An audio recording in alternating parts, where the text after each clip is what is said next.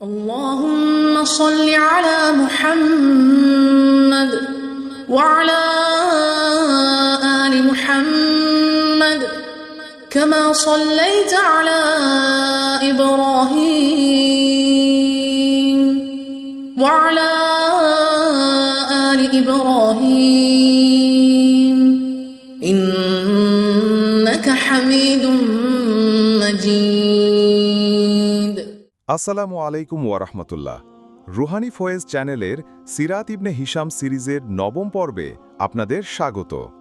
গত পর্বে আমরা আলোচনা করেছিলাম মদিনার সনদ, কিবলা পরিবর্তন এবং বদর যুদ্ধের প্রেক্ষাপট নিয়ে। আজ আমরা ইসলামের ইতিহাসে সেই মহা বিজয়ের গল্প জানব, যা সত্য ও মিথ্যার প্রথম বড় লড়াই ছিল বদর যুদ্ধ। এই যুদ্ধ শুধুমাত্র একটি সামরিক বিজয় ছিল না, বরং ছিল ঈমান, আত্মত্যাগ আর আল্লাহর সাহায্যের এক জ্বলন্ত প্রমাণ। চলুন এই ঐতিহাসিক যুদ্ধের বিস্তারিত ঘটনা প্রবাহে আমরাও শরিক হই। ১. যুদ্ধের প্রস্তুতি এবং উভয় পক্ষের সৈন্য সমাবেশ। দ্বিতীয় হিজরির ১৭ রমজান ৬২৪ খ্রিস্টাব্দে সংঘটিত হয় ইসলামের ইতিহাসের প্রথম এবং সবচেয়ে গুরুত্বপূর্ণ যুদ্ধ, বদর যুদ্ধ। এর প্রেক্ষাপট তৈরি হয়েছিল আবু সুফিয়ানের নেতৃত্বাধীন কুরাইশদের বাণিজ্য কাফেলার পথ রোধ করার চেষ্টা থেকে। কুরাইশরা তাদের কাফেলা রক্ষা করতে এবং মুসলিমদের ক্রমবর্ধমান ক্ষমতা দমন করতে মক্কার সকল গোত্র থেকে এক বিশাল সেনাবাহিনী নিয়ে মদিনার দিকে রওনা হয়।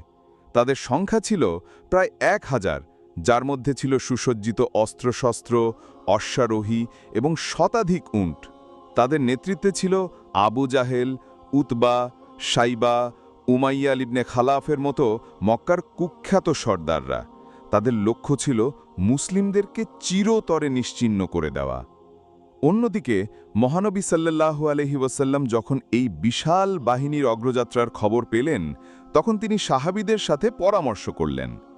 মুসলিমদের সংখ্যা ছিল মাত্র ৩১৩ জন, যার মধ্যে মুহাজির ও আনসার উভয় দলের সাহাবীগণই ছিলেন। তাদের অস্ত্রশস্ত্র ছিল অপ্রতুল, মাত্র ২টি ঘোড়া, ৭০টি উট এবং হাতে গোনা কিছু তলোয়ার। অনেকেই যুদ্ধের জন্য প্রস্তুত ছিলেন না, কারণ তাদের উদ্দেশ্য ছিল শুধু বাণিজ্য কাফেলার মোকাবেলা করা। এই অসম যুদ্ধে মুসলিমরা অত্যন্ত নাজুক অবস্থায় ছিল, কিন্তু তাদের ঈমান ছিল অটল। নবীজি তার সাহাবীদের সাথে পরামর্শ করে এগিয়ে যাওয়ার সিদ্ধান্ত নিলেন। তিনি জানতেন এটি শুধু একটি যুদ্ধ নয়, এটি ইসলামের টিকে থাকার লড়াই। বদরের ময়দানে পৌঁছে নবীজি সাল্লাল্লাহু আলাইহি ওয়াসাল্লাম মুসলিম বাহিনীকে এমনভাবে বিন্যস্ত করলেন, যা কৌশলগতভাবে ছিল অত্যন্ত কার্যকর। মুসলিমরা সরাসরি সূর্যের দিকে মুখ করে দাঁড়িয়েছিল, আর কুরাইশরা ছিল মুসলিমদের বিপরীতে। নবীজি সাল্লাল্লাহু আলাইহি ওয়াসাল্লাম পানির কুয়োগুলো দখল করে নেন, যা গ্রীষ্মকালে মরুভূমির যুদ্ধে এক বিশাল সুবিধা বয়ে আনে। ২. বদরের ময়দানে অলৌকিক ঘটনা ও আল্লাহর সাহায্য। যুদ্ধের আগে মহানবী সাল্লাল্লাহু আলাইহি ওয়াসাল্লাম আল্লাহর কাছে গভীর দোয়া করেন, হে আল্লাহ, তুমি যদি এই ক্ষুদ্র দলটিকে ধ্বংস করে দাও, তাহলে পৃথিবীতে তোমার ইবাদত করার আর কেউ থাকবে না। তার দোয়া ছিল অত্যন্ত বিনয়ী এবং আল্লাহর উপর তার তাওয়াক্কুল ছিল অসীম। যুদ্ধের শুরুতে কুরাইশদের পক্ষ থেকে উতবা, সাইবা ও ওয়ালিদ এগিয়ে আসে দ্বৈত যুদ্ধের জন্য। তাদের মোকাবেলায় এগিয়ে আসেন হজরত হামজা রাহ, হজরত আলী রাহ এবং হজরত উবাইয়া ইবনুল হারিস রাহ। মুসলিম বীররা খুব দ্রুত কুরাইশদের এই কিন বীরকে পরাজিত এবং হত্যা করেন, যা কুরাইশদের মনোবল ভেঙে দেয়। এরপর শুরু হয় ভয়াবহ সম্মুখ যুদ্ধ। এই যুদ্ধে আল্লাহ তাআলা তার ফেরেশতাদের মাধ্যমে মুসলিমদের সাহায্য করেন। কুরআনুল কারীমের সূরা আনফালের ৯ নম্বর আয়াতে বলা হয়েছে, স্মরণ করো যখন তোমরা তোমাদের প্রতিপালকের কাছে সাহায্য প্রার্থনা করেছিলে, অতঃপর তিনি তোমাদের ডাকে সাড়া দিয়েছিলেন যে আমি তোমাদেরকে সাহায্য করব ১,০০০ ফেরেশতা দ্বারা, যারা একের পর এক আসবে। নবীজি সাল্লাল্লাহু আলাইহি ওয়াসাল্লাম এক মুঠো বালি নিয়ে কুরাইশদের দিকে নিক্ষেপ করেন এবং বলেন তাদের চেহারা বিকৃত হয়ে যাক। এই বালিকণাগুলো আল্লাহ তাআলার কুদরতে প্রত্যেক মুশরিকের চোখে গিয়ে পড়ে, যা তাদের দৃষ্টিশক্তিকে ক্ষণিকের জন্য আচ্ছন্ন করে দেয় এবং তাদের মধ্যে বিশৃঙ্খলা সৃষ্টি করে। এছাড়াও যুদ্ধক্ষেত্রে মুসলিমদের উপর এক ধরনের ঘুম নেমে এসেছিল যা তাদের ক্লান্তি দূর করে এবং তাদের মনকে শান্ত করে। বৃষ্টিও বর্ষিত হয়েছিল, যা মুসলিমদেরকে পবিত্রতা অর্জন করতে এবং বালিকে শক্ত করতে সাহায্য করে। এই সমস্ত অলৌকিক নিদর্শনগুলো প্রমাণ করে যে বদর যুদ্ধ ছিল আল্লাহ তাআলার প্রত্যক্ষ মদদ ও সাহায্যের এক উজ্জ্বল দৃষ্টান্ত। ৩. কুরাইশদের পরাজয় ও মুসলিমদের বিজয়। সংখ্যায় অনেক কম এবং অস্ত্রশস্ত্রে দুর্বল হওয়া সত্ত্বেও মুসলিমরা আল্লাহর সাহায্যে ও তাদের অটল ঈমানের কারণে এক অসম যুদ্ধে জয়লাভ করে। কুরাইশদের গর্ব, অহংকার এবং বিশাল সামরিক শক্তি মুসলিমদের দৃঢ়তার কাছে পরাজিত হয়। এই যুদ্ধে মক্কার কুরাইশদের বহু সর্দার ও নেতা নিহত হয়, যার মধ্যে আবু জাহেল, উতবা ইবনে রাবিয়া, সাইবা ইবনে রাবিয়া এবং উমাইয়া ইবনে খালাফও ছিল। আবু জাহেল, যে ছিল ইসলামের ঘোর শত্রু এবং মুসলিমদের উপর নির্মম নির্যাতনের মূল হোতা, সে মুসলিমদের হাতে নিহত হয়। তার মৃত্যু ছিল কুরাইশদের জন্য এক বিশাল ধাক্কা এবং মুসলিমদের জন্য এক বিরাট স্বস্তি। এই যুদ্ধে প্রায় ৭০ জন কুরাইশ মুশরিক নিহত হয় এবং ৭০ জন বন্দী হয়। অন্যদিকে মুসলিমদের মাত্র ১৪ জন শাহাদাত বরণ করেন। এই বিশাল বিজয় মুসলিমদের মনোবলকে আকাশচুম্বী করে তোলে। এটা প্রমাণ করে যে সংখ্যা বা শক্তির চেয়ে আল্লাহর সাহায্য আর ঈমানের জোর অনেক বেশি গুরুত্বপূর্ণ।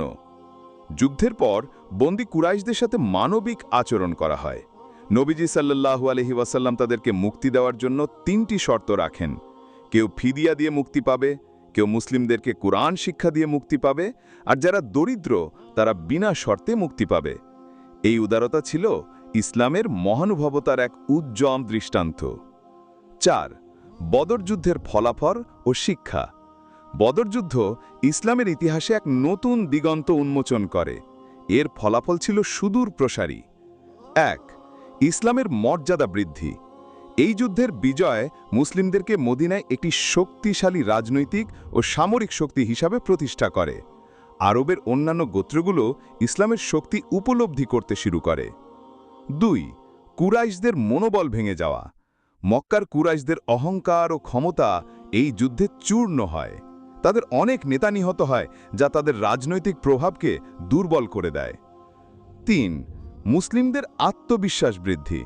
মুসলিমরা বুঝতে পারে যে আল্লাহর সাহায্যে তারা যে কোনো প্রতিকূলতা মোকাবেলা করতে সক্ষম। এটা ঈমান ও আত্মবিশ্বাসকে আরও দৃঢ় করে তোলে। ৪. নবীজি সাল্লাল্লাহু আলাইহি ওয়াসাল্লামের নেতৃত্ব প্রতিষ্ঠা। এই যুদ্ধে নবীজি সাল্লাল্লাহু আলাইহি ওয়াসাল্লামের দূরদর্শী নেতৃত্ব ও সামরিক কৌশল প্রমাণিত হয়। ৫. ঈমান ও তাওয়াক্কুলের শিক্ষা। বদর যুদ্ধ আমাদের শেখায় যে আল্লাহর উপর পূর্ণ ভরসা এবং সত্যের পথে অবিচল থাকলে সংখ্যা বা শক্তি কোনো বাধা নয়।